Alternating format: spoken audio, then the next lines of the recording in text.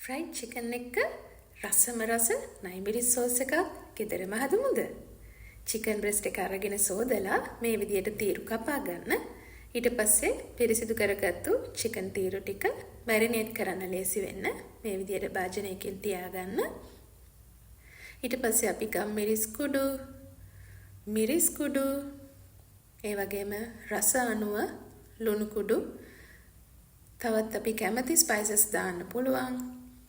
දෙහි ඇඹුල් ටිකක් එකතු කරලා ඔයාලා ළඟ තියෙනවා නම් ඔරිගානෝ ඒ වගේ දේවල් උනත් එකතු කරගත්තම රස වැඩි වෙනවා මිසක් අඩු වෙන්නේ නැහැ. ඉතින් මේ ටික හැම කෑල්ලකම හොඳට මික්ස් වෙන විදියට ඔයාලා හොඳින් මිශ්‍ර කරගන්න. එයාර් ෆ්‍රයි එකක් තියෙනවා නම් එයාර් ෆ්‍රයි එකේ මේ විදියට ඔයිල් පෙපර් එකක් දාලා ෆ්‍රයි කරගන්න. නැත්නම් පෑන් එකක් රත් වෙනකොට ඒකට තෙල් ටිකක් දාලා චිකන් කෑලි ටික මේ විදියට හොඳට රන්වන් පාට වෙන තෙක් ෆ්‍රයි කරගන්න. දැන් අපි පිරිසිදු කරගත්තු නයිමිරිස් ටික බ්ලෙන්ඩර් ජාර් එකකට එකතු කරනවා.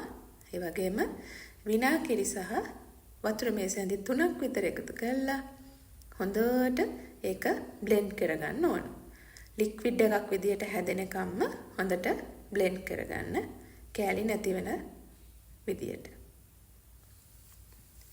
ඊට පස්සේ අපි මේකට සූදානම් කරගන්නවා කරාබු නැටි, එන්සාල්, සුදු ලුණු බික් 4ක් විතර, කුරුඳු, ඒ වගේම ඉඟුරු, මම ගත්තේ දුඹුරු සීනි, ඔයාලා කැමති නම් සුදු සීනි ගන්න, කෝන් ෆ්ලවර්, ඒ වගේම ලුණු. එතකොට අපි මේ ටික චුට්ටක් ඉස්සෙල්ලා කොටාගෙන ඉන්න ඕන. ඉඟුරු සුදු ලුණු වංගෙඩියට දාලා ගොඩාක්ම තැලෙනකම් කොටන්න එපා. සාමාන්‍ය මට්ටමින් චූටි වෙලාවක් තලා ගන්න.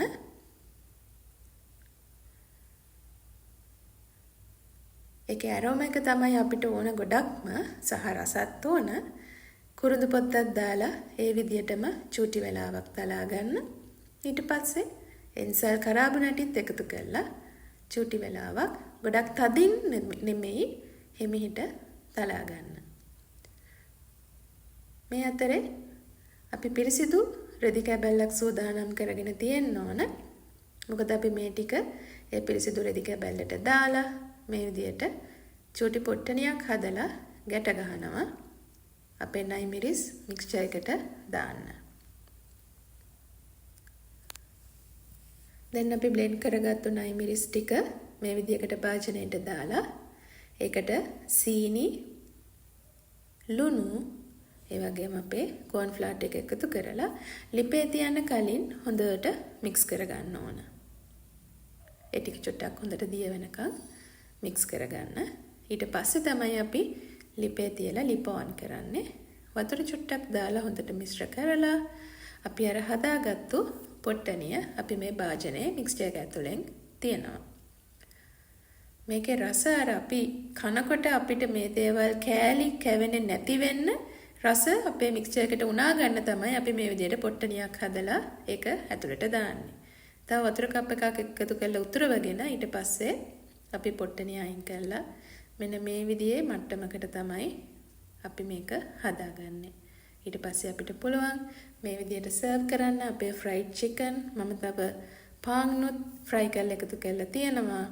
ඉතින් මේ වගේ රසම රස තව රෙසිපීස් ගොඩාක් බලා ගන්න පුළුවන් ඔයාලට මාත් එක්ක හිටියොත් මගේ channel එක subscribe කරලා මට support කරන්න.